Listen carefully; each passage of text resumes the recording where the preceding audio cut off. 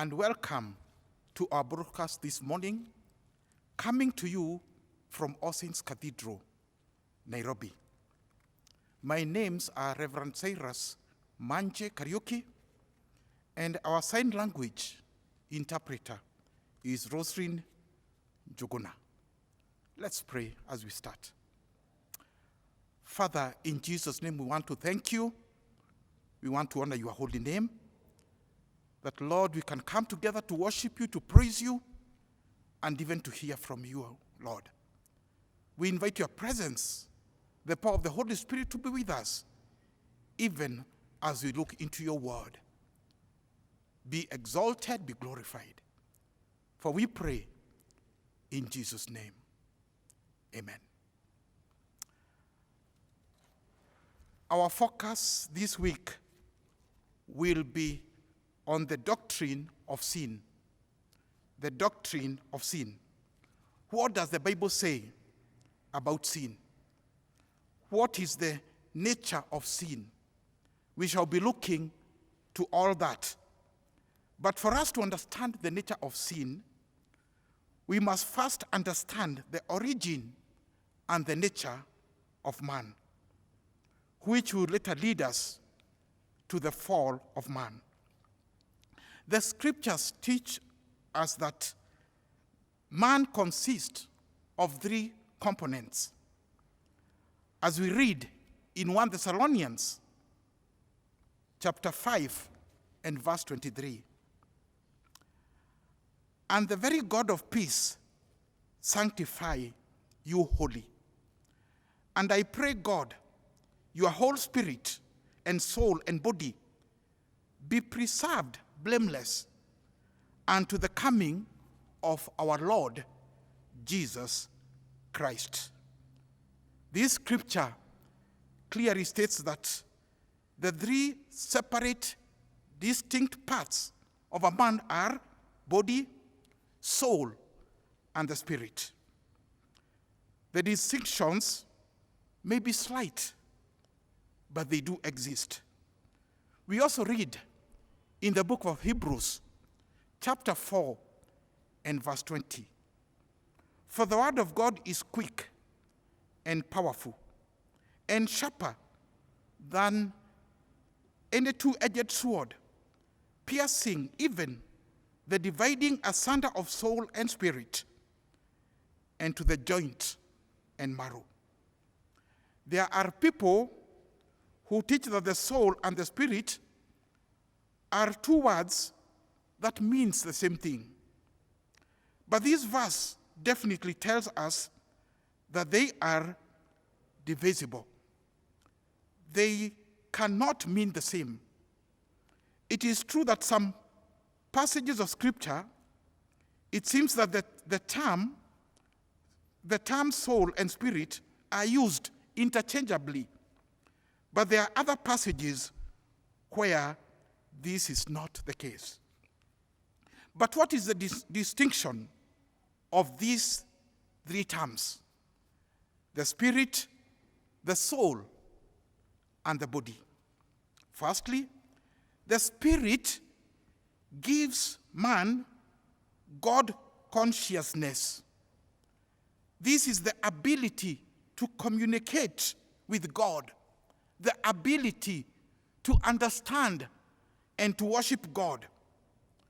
The soul gives man self-consciousness, the ability to be a person, the ability to have a personality. And the body gives man world consciousness. This is the ability to understand through the senses that we do have. Briefly then, this is the spirit gives man, will give man that consciousness to be able to communicate with God. That does not happen with animals, but it happens with man, because man is a special creation of God. But what is the origin of man? Genesis 1 and verse 1 tells us that God existed in the beginning. He always existed. He was not created. He is eternal. And Genesis 1, verse 26 and verse 27 records the fact that chronologically, that man was created on the sixth day of his creation. And in Genesis 2 and verse 7 gives the details of how that was done. And we read, "And the Lord God formed man of the dust of the ground and breathed into his nostril the breath of life, and man became a living soul." Man became a living soul. The three parts of man are referred to in this verse. The body of man, our flesh, bones, blood, were made out of the dust of the ground. The Spirit was breathed into man's nostrils by the Lord God, and man became a living soul. This is the union of the other two, the body and the spirit. It is the part of man above the body, but beneath the spirit, and acts as a medium between the two. Let's first look on the body of man. The body. Of course, this is the part of man with which we are most familiar, the physical part of man. We read in Psalms 139 and verse 14, I will praise thee, for I am fearfully and wonderfully made. The Bible tells us that the body of man was formed from the dust of the earth. The body of man has 5 senses: sight, hearing, taste, smell, and touch. All ecstasy or pain or anger or sensation or ability is expressed in through the physical body, through these senses. After the fall, the body became dying. After the fall, the body became a dying, death-doomed body. Hebrews 9 and verse 27 we read, and as it is appointed unto man once to die, and ever since the fall of man in the Garden of Eden, man is born with an appointment of death. Secondly, we look at the spirit of man. The spirit gives man God consciousness, the ability to communicate with God. God breathed into the nostril of Adam, giving him the spirit. Someone said that the man is dust inbreathed by a deity, by a God. But God is spirit. In John 4 and verse 24, it says, and the spirit of man is the part that resembles God most. That spirit that was inbreathed in man is the one that resembles God most. This is manifested in our assurance of salvation. In Romans 8 and verse 16 we read, the Spirit himself beareth witness with our spirit that we are the children of God. In Ecclesiastes 12 and verse 7 teaches that at death the body goes to the dust and the spirit goes back to God who gave it. The spirit of man at death goes upwards to God. The spirit of beast or animals goes downwards. We read in Luke 12 and verse 20, but God said unto him, thou fool, this night thy soul shall be required of thee. The soul of the beggar in Luke 16 and verse 23 went to Abraham's bosom. The soul of the rich man was taken to hell. So at death, man goes to 2 different places, proving about that aspect of the spirit and the aspect of the body. We can now look at the soul of man. The soul is self-consciousness. It gives man self-consciousness. It stands for the individual. It talks of the personal life of a person. The Bible speaks of, in Jeremiah 1 and verse 25, it speaks of a hungry soul. It also talks of a weary soul. Also in Psalms 42 verse 2, it talks of a thirsty soul. Job 30 and verse 25, it talks of a grieved soul. The soul seems to be the part of man midway between the body and the spirit.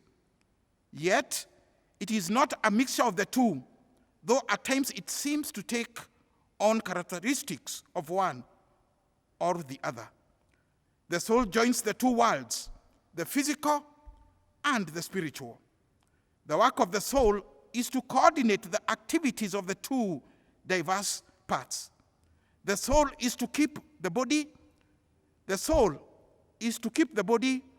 as the lowest in subjection to the spirit, the highest. It is soul of man that Jesus died. He came to die and to redeem on the cross. Hebrews 10, verse 39. It says that, but to them that believe, they save their souls, those who believe. In James 1 and verse 21, it says that the word is able to save our souls. Luke 16 and verse 23 tells us that the soul can be lost in the place of punishment, like the story of the rich man. Revelation 18 verse 12 lists commodities in which merchants deal with. It talks of gold, silver, precious stones, ivory, wood, ointment, wine, oil, animals, and the souls of men. And of course, these are the slaves that were being sold. Men gamble their souls for a moment, for just a moment of pleasure. And so, we see these three parts, that the soul is the house where the spirit and the body lives. And Jesus came to save soul.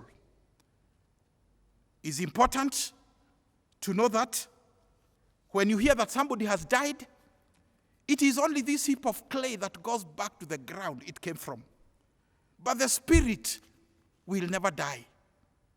And here we are told where the spirit goes.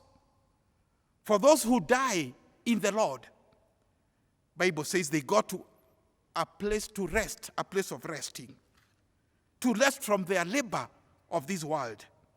Revelation says those who die in the Lord, Revelation 15 verse 7, they are serving God in the altar in heaven day and night. But those who die in sin, they go to a place of torment like the rich man. Let me tell you, the rich man is still in that situation even today because spirits do not die. He is still in that agony in the fire. And this teaches us that hell is no joke. You have only the time you have now to work on your relationship with God, to say, yes, Lord, save me, come into my life, and make me a new creature. And so God created man as body, spirit, and soul. And the purpose was to love God and to enjoy life and even the nature. Man was created with the ability to think, the ability to love, and the ability to make decisions. And that's why Isaiah 1:18 says, come, we reason together. Even if your sin are red as scarlet, they will be as white as snow. You have a time to think and to make a decision. Man was made for God. The spirit of man was made to commune with God. We read in Genesis 3 and verse 8. And they heard the voice of the Lord God walking in the garden in the cool of the day. That is Genesis 3:8. And this is a beautiful picture of this fellowship. God would come to the garden and they would have fellowship with Adam. And according to God, he did not purpose that fellowship would ever come to an end.